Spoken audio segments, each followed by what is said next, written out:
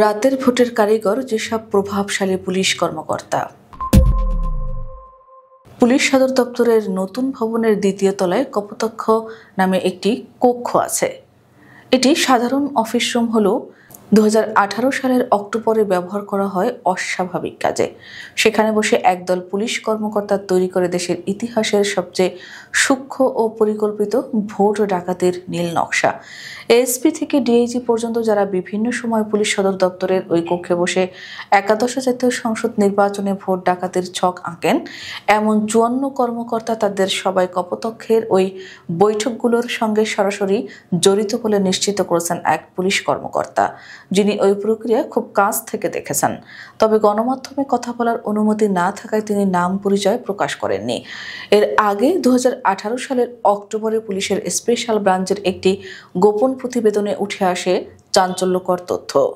সংস্থাটির তৎকালীন ডিআইজি মাহবুব হোসেন নেতৃত্বাধীন দলের প্রস্তুত করা রিপোর্টে বলা হয়, আওয়ামী লীগ নির্বাচন করলে মাত্র 14 আসন পেতে পারে। আর ওই প্রতিবেদনই হয়ে ওঠে ভোট ডাকাতির মূল উপলক্ষ্য। এসবি কর্মকর্তা মাহবুবের ওই রিপোর্টের পর ভোট ডাকাতি করার জন্য পুলিশ সদর দপ্তরে একটি কন্ট্রোল রুম করা হয়। ওই টিমে ছিলেন ঢাকা সিটি এসবির ডিআইজি মোহাম্মদ আলী মিয়া, এজেড-এম নাফিউল ইসলাম, ঢাকা রেঞ্জের অ্যাডিশনাল ডিআইজি, বিশেষ পুলিশ সুপার, ঢাকা এসবির বিশেষ পুলিশ সুপার, পলিটিক্যাল শাখার সব অতিরিক্ত বিশেষ পুলিশ সুপার এবং সহকারী পুলিশ সুপার। 2018 সালের অক্টোবর মাসে প্রধানমন্ত্রীর কার্যালয়ে তৎকালীন প্রধানমন্ত্রী শেখ হাসিনার সভাপতিত্বে গুরুত্বপূর্ণ এটি বৈঠক অনুষ্ঠিত হয়। ওই বৈঠকে উপস্থিত ছিলেন সব আইনশৃঙ্খলা রক্ষাকারী বাহিনী ও গোয়েন্দা সংস্থার প্রধান, সেনাপ্রধান, স্বরাষ্ট্র সচিব, নির্বাচন কমিশনের সচিব এবং প্রধানমন্ত্রীর কার্যালয়ের মুখ্য সচিব। বৈঠকে সবাই যার যার বাহিনীর শক্তি ও সক্ষমতা নিয়ে কথা বলেন। মাঠ পর্যায়ে পুলিশের সবচেয়ে বেশি ফোর্স মোতায়েন থাকে এবং স্থানীয় আওয়ামী লীগ নেতাকর্মীদের সঙ্গে পুলিশের সম্পর্ক অনেক দিনের। সব ভোট কেন্দ্রে পুলিশ মোতায়েন থাকায় কাজটি ভালোভাবে করা যাবে। বিষয়টি নিয়ে ইতোমধ্যে প্রলয় কুমার জোয়ারদারের তত্ত্বাবধানে পুলিশের একটি অ্যানালাইসিস টিম কাজ করছে।